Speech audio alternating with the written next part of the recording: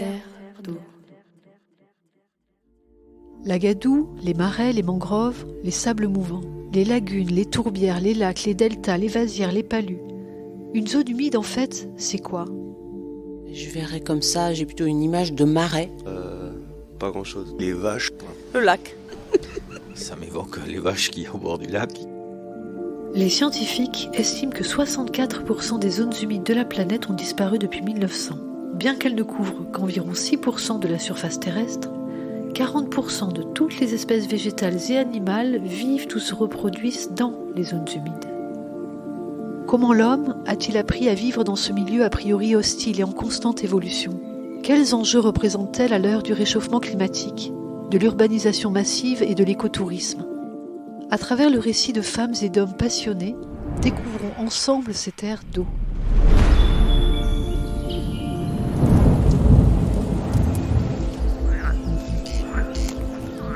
Les loutres sont restées très longtemps absentes et maintenant elles reviennent. On aimait beaucoup notre pays. Narandis sera-t-il la capitale du pétrole français? Donc c'était une forêt humide. Pays des Landes. Elle est devenue forêt. C'est un territoire qui est longtemps considéré comme désolé, sablonneux. À la découverte d'une région des Landes. Dans les mortels marécages de la Mélancolie. C'est la fille des marais. C'est elle qui l'a tué. Vous a permis de squatter mon marais.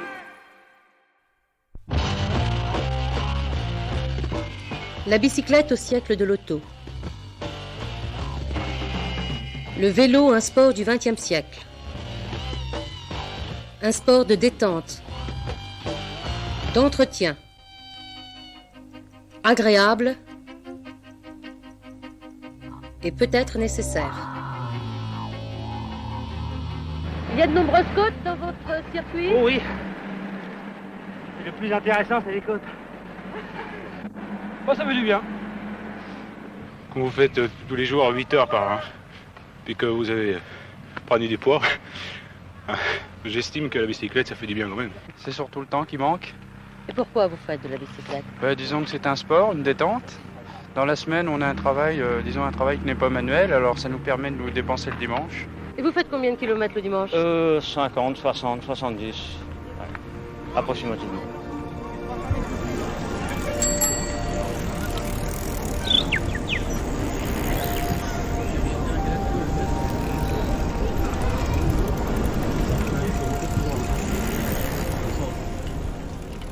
Bonjour à tous et bienvenue dans ce nouvel épisode de Terre d'eau, votre podcast dédié aux zones humides. L'archive de l'INA qui introduit cet épisode est issue d'un reportage de Normandie Actualité. Elle date de 1974 et vante déjà les bienfaits du cyclotourisme. Aujourd'hui, nous sommes sur la ligne de départ de Grand Lac à vélo, un événement annuel organisé par l'Office de tourisme Bisca-Grand Lac. Nous avons tendu le micro à son dynamique directeur Rémi Planton et discutons avec lui des avantages et intérêts du cyclotourisme sur le plan environnemental et économique. L'itinéraire part cette année de Parentis, dont les abords du lac ont été magnifiquement aménagés, et se termine à Sainte-Eulalie-en-Born. Allez, un petit coup de pédale et on retrouve Hugues et Théo.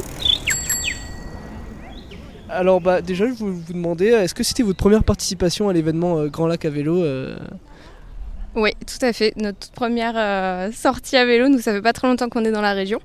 Et du coup c'est notre toute première sortie à vélo jusqu'à Sainte-Eulalie-en-Born du coup. Non, on participe chaque année.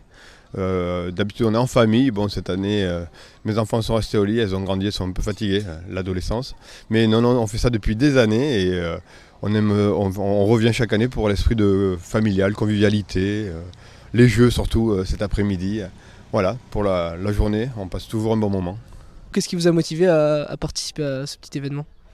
Le fait que ce soit déjà une découverte des lieux, de la région, et puis ça fait une petite balade en famille, sympathique.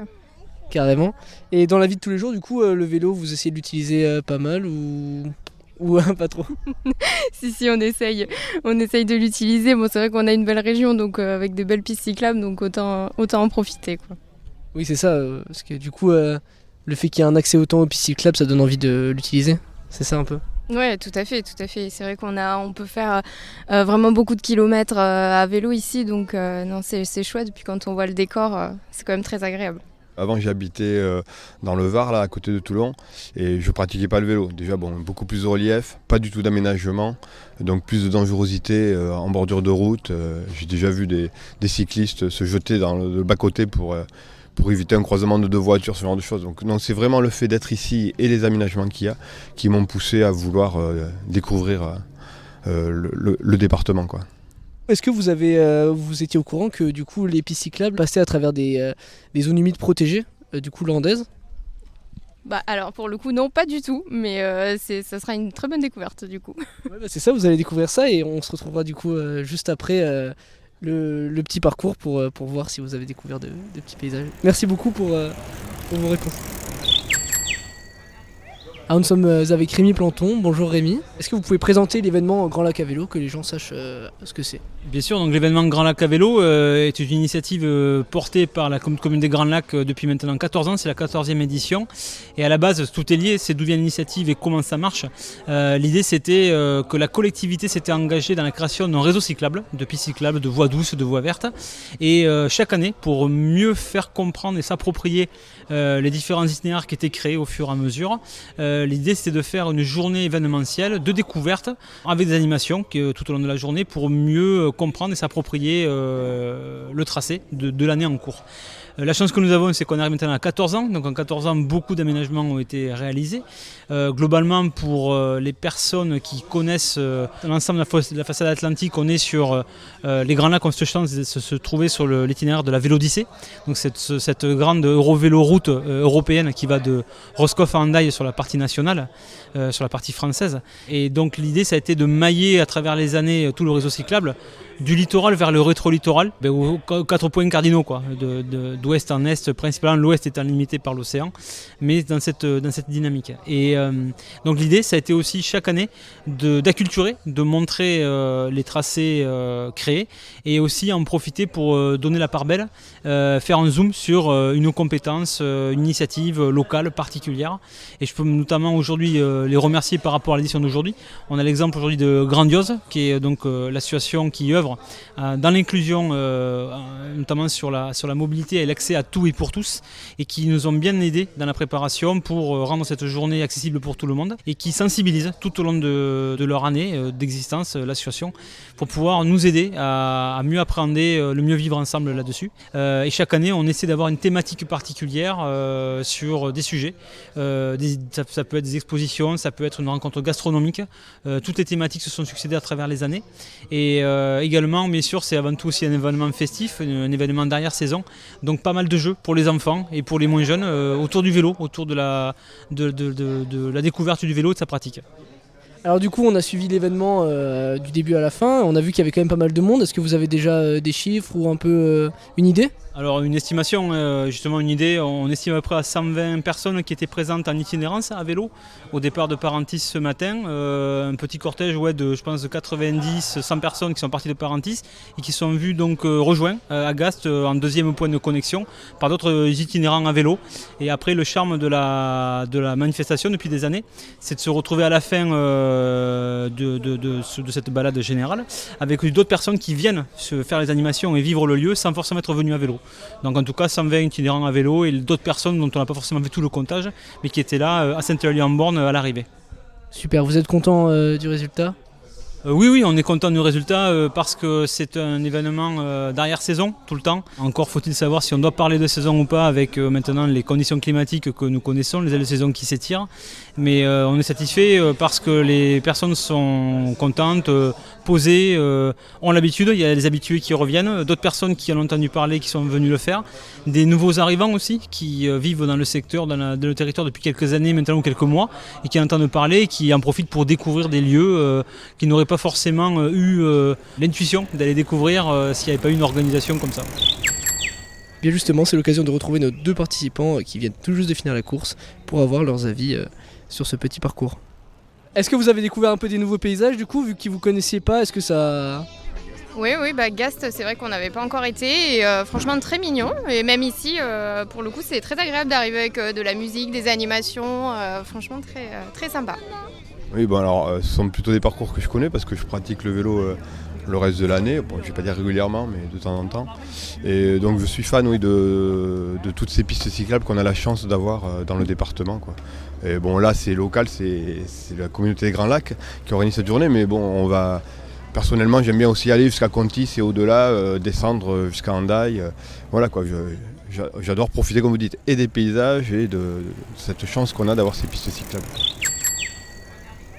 Alors, est-ce que vous savez, pour prendre un peu plus large, qu'est-ce qui a donné envie de développer l'écotourisme responsable dans le pays ici ? Vouloir travailler dans l'écotourisme, c'est une évidence quand on travaille sur un territoire comme celui-là, quand les habitants et les élus du territoire sont ici, parce qu'on est baigné de nature. Aujourd'hui, on a la chance d'être dans 13 000 hectares de forêt, des lacs, lac nord, lac sud, qui s'appellent officiellement les étangs, mais une chaîne des étangs qui est remarquable et qui compile une richesse faunistique et floristique sans commune mesure. Et donc c'est parce que déjà ce support, ce terrain de jeu avec l'océan à côté et ce poumon vert qui est la forêt, ces terrains de jeu sont présents que depuis plusieurs années, l'ensemble des acteurs touristiques sont dans cette stratégie d'écotourisme. Si on est honnête, on n'est même pas dans une stratégie, on est dans une réalité vécue, c'est-à-dire que c'est l'offre produit. Et aujourd'hui, les gens viennent pour ça, en vacances. Et quand on prend, surtout avec l'après-Covid, cette crise de 2020 qui avait commencé en 2020, où on voit bien que le bassin néo-aquitain, la proximité, c'est vraiment de la clientèle infrarégionale qui vient chez nous, de plus en plus. Et donc, il y a cette appétence des gens à venir. Et donc, les infrastructures, à travers les années, se sont déployées autour de l'écotourisme, mais surtout parce que les secteurs environnementaux sont extrêmement protégés et on ne peut pas faire n'importe quoi en termes d'exploitation et de développement.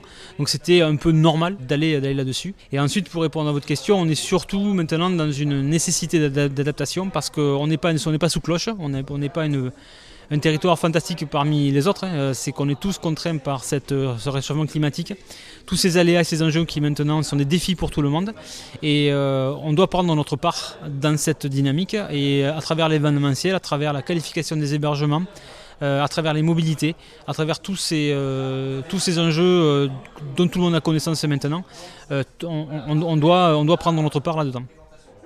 Et du coup, justement, vous parlez donc du développement vraiment au cours des années de ces voies douces, de ces voies vertes. Est-ce que vous savez combien de kilomètres peut être parcouru à peu près en Pays de Born ou à vélo ? Alors un kilomètre, clairement, c'est une colle. Je ne saurais pas vous dire le nombre de kilomètres. Je raisonne plutôt en destination vécue par le client. Ça peut être intéressant. Parce que maintenant, lorsqu'on est en conseil clientèle ou en renseignement d'une personne, d'un usager, d'un habitant du territoire qui va arriver à Biscarrosse, à Sanguinet, à Parentis, à Gast ou à Sainte-Eulalie ou à Lue ou à Ichoux, on va être sur à chaque fois des questions de dire bonjour, je suis à vélo, qu'est-ce que je peux faire ? Globalement, à la journée, vous pouvez partir et vous pouvez quasiment faire la dune du Pilat jusqu'au phare de Contis, même descendre plus bas. Et pourquoi ? Parce que l'assistance électrique maintenant est au rendez-vous et que ce sont des exploits du quotidien qu'autrefois on n'aurait pas pu forcément faire. On est aussi sur un linéaire très plat, on n'a pas de dénivelé. Donc je raisonne moi plus en temps de déplacement et en temps d'immersion que de kilométrage. Mais globalement, quand on est sur un séjour sur les Grands Lacs, on est en capacité de passer presque une semaine complète sans reprendre sa voiture et se déplacer. On a des super aménagements qui ont été faits à travers les années qui se complètent maintenant. Le plus récent et le plus en réseau dernièrement inauguré, ça a été la voie verte qui permet de relier l'écomusée de Marquez à Sabre avec la Pontenx, Lue, Sabre, qui sont des connexions super intéressantes. Et là, on voit justement la pleine mesure des personnes qui sont là pour vivre nos destinations, c'est-à-dire faire du vélo dans la forêt, au bord d'un littoral et dans une espèce de chaîne des étangs qui sont remarquables. Et vous aurez beau leur dire qu'ils sont ou dans le pays du Born ou dans tel secteur de Mimizan ou de Arcachon, eux ils s'en fichent. Dans le bon sens, c'est très positif parce qu'ils sont dans des lieux qu'ils adorent et qu'ils veulent partager en tant que consommateurs. Ouais, l'idée est vraiment de tout relier par les pistes pour que les gens puissent profiter au maximum tout en restant sur du vélo. Exactement, c'est tout à fait ça à l'esprit et je crois que c'est une dimension que tout le monde doit intégrer, mais on s'y attelle vraiment. L'essentiel, c'est que justement, les personnes puissent vivre des moments sympathiques, des moments de pleine nature. Et toujours pareil, précédemment, dans ma précédente vie professionnelle, j'étais plutôt dans du vignoble. Et il est clair qu'il y a des atouts fantastiques, mais quand on arrive dans un secteur environnemental comme celui-là, c'est un terrain de jeu à ciel ouvert où on s'en lâche jamais. Et en parlant d'aménagement, nous sommes justement avec Françoise Doust, présidente de la communauté de communes des Grands Lacs, pour qu'elle puisse un peu nous présenter les différents aménagements qui ont été faits au bord du lac de Parentis-en-Born cette année. Oui, voilà, nous sommes en tant que comité de communes des Grands Lacs maîtres d'ouvrage de cette réalisation. Vu l'attractivité de cette zone, nous devions nous lancer dans la requalification de cette zone pour relever plusieurs défis. Déjà, il y a l'accroissement naturel de la fréquentation touristique, requalifier certains espaces et la préservation essentielle des milieux naturels sur cet espace fragilisé que nous devons absolument préserver dans les années à venir. L'aménagement du site n'est pas encore terminé. Pour l'instant, nous avons réaménagé des parkings qui sont enherbés, de sorte de rendre cet espace à la mobilité douce. Piétons, cyclistes, nous avons prolongé les pistes cyclables, le cheminement piéton, pour des passerelles qui ont été réhabilitées, des plages de nouveau ouvertes au public, l'école de voile avec un platelage tout autour pour le rendre beaucoup plus attractif. Donc je pense que la communauté de communes, en association bien évidemment avec la commune de Parentis, mais avec des financements européens et surtout le syndicat mixte Géolande qui réalise tous les plans plages sur le département. Et c'est vrai qu'au départ, c'était des plans plages littoraux et maintenant, nous arrivons également à des plans plages lacustres. Et nous avons toutes les communes de la communauté de communes. Nous avions commencé par Gast, Sainte-Eulalie, Parentis, Sanguinet. Et nous travaillons également sur une requalification du plan plage de Biscarrosse. Et même à Ichoux, il s'appellera peut-être plan plage, mais on revalorise l'aménagement de l'étang d'Ichoux. Super, et bien merci beaucoup. Alors maintenant, on va parler du vélo un peu. En quoi ce mode de déplacement peut participer à la préservation des zones humides en elles-mêmes directement? Alors déjà, ça s'étudie, ça se travaille, effectivement, mais de pouvoir faire, par la pratique du vélo, participer à la préservation des zones humides. Je serais tenté de dire, c'est globalement l'itinérance douce dans sa globalité. Parce que l'on soit à pied ou à vélo, l'idée c'est que quand on est gestionnaire d'un site à haute valeur environnementale, on a la chance de se voir aujourd'hui à Sainte-Eulalie-en-Born. On est juste au début du courant de Sainte-Eulalie, qui est un espace naturel sensible exceptionnel, qui est géré par le Conservatoire du Littoral. Et aujourd'hui, on sait que ce lieu est sanctuarisé. On ne peut pas y accéder, et tant mieux. Même à pied ou à vélo, il y a des zones extrêmement protégées. Et en revanche, la chance que nous avons, c'est qu'en travaillant avec tous les partenaires, on est en capacité de pouvoir mettre en place des boucles à vélo ou en rando, mais c'est un travail de fond, des balades éco-responsables qui est accompagné, que Cathy, qui est ici présente, peut mener par exemple. Mais on se rend compte que passer par l'itinérance vélo peut être un vecteur de découverte de milieux dans lesquels on ne serait jamais allé. Des collègues et d'autres territoires partout en France l'ont fait. Vous avez des réserves magnifiques comme l'étang de Cousseau sur le nord de la Gironde, ou bien le courant du Ché plus au sud, où par exemple les collègues de là-bas vous permettent d'aller dans le courant mais uniquement avec des bateliers. Vous faites une balade en batelier et c'est extrêmement réglementé. L'accès même à la voie d'eau parfois en kayak je crois est même interdite par secteur, par période au niveau du cycle végétal et du cycle de vie des animaux. Donc aujourd'hui tout reste à faire hein, clairement parce que des endroits sont encore extrêmement préservés. Parfois on est aussi limité par rapport à un écueil, c'est que la forêt reste privée à 97% et que pour pouvoir passer dans des lieux privés, surtout après des incendies comme on a pu avoir, c'est un travail de partenariat et de confiance mutuelle. Pour pouvoir pénétrer des milieux fragiles, il faut respecter des règles du jeu. Et en tout cas, nous restons persuadés que la pratique du vélo, comme la pratique de la rando, pour moi je mets les deux dans le bon sens, dans le même niveau, sont des vecteurs et des outils qui permettent de sereinement mieux aborder du déplacement dans des milieux fragiles et protégés. Oui, totalement. Comme vous avez dit, au-delà de l'aspect vert de ces déplacements, il y a aussi la sensibilisation qui va avec, dans le sens où on découvre du coup des nouveaux espaces qu'on ne savait même pas l'existence peut-être, et ça permet de vouloir plus protéger peut-être là où on vit. Complètement, ça permet, c'est un travail, c'est un cercle vertueux, moi j'en suis persuadé. Plus je m'acculture, plus je comprends le milieu dans lequel je vis. Et plus je me sens sensibilisé. L'exemple qui peut être porteur, et j'espère qu'on en reparlera à travers les années, c'est tout le bonheur que on se souhaite au niveau du territoire. On a par exemple la chance d'avoir sur l'ensemble de la chaîne des étangs, on a été repéré et surtout accompagné par différentes structures professionnelles et étatiques, puisque il a été repéré des espèces floristiques extrêmement rares, les isoétides. On a notamment 3 espèces d'isoétides qui sont sur la chaîne des étangs. On a la lobelie de Dortmund, donc la littorale a une fleur, et l'isoète de Bory. Et il s'avère que l'isoète de Bory Aujourd'hui, suite à différents recensements qui sont tombés il n'y a pas longtemps, la population mondiale, un tiers de la population mondiale de l'Élisabeth de Bory est sur l'étang nord de Caso-Sanguinet. Et aujourd'hui, c'est là qu'on prend la pleine conscience de l'importance et de la pression qu'on a sur les épaules pour arriver à préserver ces espaces. Et aujourd'hui, tous les plans de développement que portent les collectivités, toutes les collectivités compétentes, quelles qu'elles soient à tous les niveaux, doivent intégrer cette problématique, on le sait. C'est-à-dire qu'aujourd'hui, ça va impacter la réglementation de la plaisance et du nautisme. Ça va impacter sur les intrants agricoles.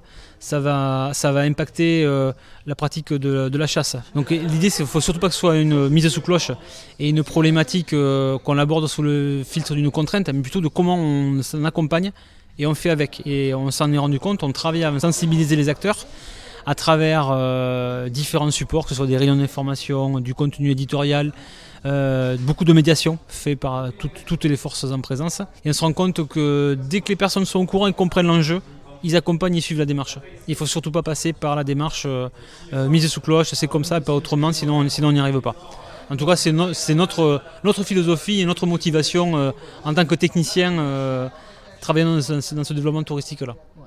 Ouais, faire comprendre pour convaincre. Ouais, totalement. C'est une question plutôt simple, mais est-ce que vous avez une balade que vous recommandez, vous, pour un peu découvrir les Landes, un peu la balade qui pourrait le plus faire découvrir le milieu? Plusieurs balades, clairement, qui sont des coups de cœur. Je dirais 2 espaces morphologiques totalement différents. Le premier, c'est la Lette du Vivier, à Biscarrosse, parce que c'est la place du Vivier, la Lette du Vivier. Pourquoi ? Parce qu'on a tout l'historique de ce qu'était, avec l'évolution du cordon dunaire, des espaces dunaires où encore il y avait parfois de la pâture, du pâturage, et il y avait des espaces avec de l'eau saumâtre qui pouvait être présente, donc c'est des milieux magnifiques. Et le second lieu qui est vraiment superbe, j'en parlais tout à l'heure, c'est la tête de courant de Sainte-Eulalie-en-Borne, le courant de Sainte-Eulalie. Je fais un clin d'œil à Cathy qui est juste pas loin par rapport à ça, qui est à nos côtés. Et donc qui fait notamment Cathy fait des balades accompagnées, mais au-delà de ça, au-delà du fait que nous organisons des choses, on a la chance d'avoir un milieu exceptionnel et avec une diversité, une richesse faunistique et floristique qui est vraiment exceptionnelle. Tous les experts, je n'en suis pas un, s'accordent à le dire. Et toute personne qui veut découvrir justement ce subtil équilibre d'un milieu de rétro-littoral, d'un courant spécifique du rétro-littoral, peut venir à Sainte-Eulalie, tout comme quand il va voir les collègues à Mimizan ou au courant du Chet, ou bien au Marais d'Orx. Voilà, on est sur ces mêmes unités morphologiques de cette lande, de ce territoire mêlé de sable et d'eau. Merci à Rémi et à toute son équipe de nous avoir accueillis et répondu à nos questions. En substance, on peut dire que les intérêts du cyclotourisme sont la préservation de l'environnement. Les zones humides sont souvent des écosystèmes fragiles et précieux. Ils abritent une biodiversité riche. Le cyclotourisme encourage une forme de tourisme doux qui minimise l'impact sur ces zones sensibles par rapport à d'autres moyens de transport motorisés, contribuant ainsi à leur préservation. L'observation de la nature. Les zones humides sont souvent des lieux propices à l'observation de la faune et de la flore. Les cyclotouristes ont l'opportunité de profiter de ces environnements uniques pour observer des oiseaux, des poissons, des plantes aquatiques, etc. Cela peut encourager l'éducation environnementale et la sensibilisation à la conservation. La promotion du tourisme local. Le cyclotourisme peut stimuler l'économie locale en attirant des visiteurs vers les zones humides. Les cyclotouristes dépensent de l'argent dans les hébergements, les restaurants, les magasins de vélos locaux et autres services, ce qui peut bien entendu bénéficier aux communes locales. L'activité physique et de bien-être. C'est une activité physique saine qui favorise le bien-être mental et également physique. Il permet aux participants de rester actifs tout en profitant de la nature et de l'air frais des zones humides, ce qui peut avoir des avantages sur leur santé. Le cyclotourisme peut être l'occasion d'éduquer les participants sur l'importance de préserver ces zones pour garantir un approvisionnement en eau propre et une gestion durable des ressources en eau. Comme on l'a vu, promouvoir le cyclotourisme en zone humide peut encourager le développement d'infrastructures cyclables telles que les pistes, les voies vertes et des sentiers qui peuvent être utilisés par les cyclistes et d'autres usagers de la route. Il est donc bien entendu important de noter que le cyclotourisme en zone humide doit être pratiqué de manière responsable pour minimiser les impacts négatifs sur l'environnement. Cela implique de respecter les réglementations locales, de ne pas perturber la faune et la flore et de laisser les zones visitées dans l'état dans lequel elles ont été trouvées. Merci à tous pour votre écoute de cet épisode un petit peu spécial. Dans notre prochain épisode, nous découvrirons avec un guide l'étang de la Mailleware, un site protégé recélant de nombreux secrets et trésors. Terre d'eau, une production Zuxo avec à la technique et musique Théo Forstendischer, au montage Hugues Malo et à la réalisation Lorraine Carpentier. Nous serions heureux de créer une communauté de personnes mobilisées pour les zones humides, alors n'hésitez pas à montrer votre soutien en vous abonnant au podcast, en le partageant ou en rejoignant nos profils sur les réseaux sociaux. Vous pouvez également nous identifier, #Terre d'eau, ou vous abonner à la newsletter de notre podcast. Nous remercions l'ensemble de nos partenaires, dont l'Agence de l'eau Adour-Garonne, le pays Land Nature Côte d'Argent, l'Union Européenne, pour leur soutien financier.